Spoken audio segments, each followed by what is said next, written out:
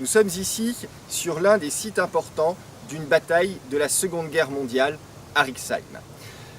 Ce site nous interpelle aussi sur ce qu'est aujourd'hui la défense, non seulement nationale, mais européenne.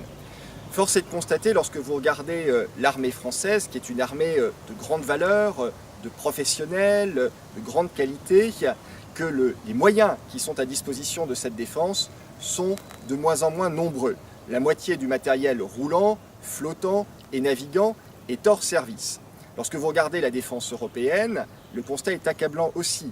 Malgré les 200 milliards d'euros que nous consacrons rien que pour les 8 principaux États européens et les 1 500 000 soldats qui sont aujourd'hui sous l'uniforme, 100 000 de plus que pour les États-Unis d'Amérique, eh bien nous n'avons plus la capacité aujourd'hui de nous projeter sur un théâtre extérieur sans l'appui logistique des Américains. Ça a été le cas en Irak, ça a été le cas en ex-Yougoslavie, alors même qu'on ouvrait des camps de concentration à 400 km de nos frontières, et ça a été le cas, évidemment, plus récemment en Libye ou encore au Mali.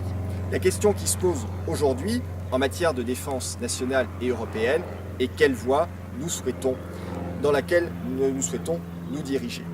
La proposition que j'ai déjà formulée, notamment sur les questions européennes, concerne aujourd'hui un nouveau concept de souveraineté, qui est la souveraineté européenne.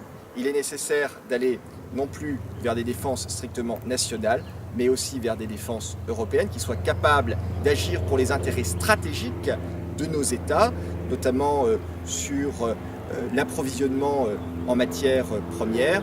Et pour ça, à un moment ou à un autre, il faudra nécessairement aller vers une armée européenne, pas une armée à 28, mais une armée sur un noyau dur qui serait peut-être de 8 à 10 États et qui pourrait être performant, qui pourrait intervenir sur les théâtres extérieurs lorsque les droits de l'homme et lorsque les intérêts stratégiques de l'Europe le mériteraient.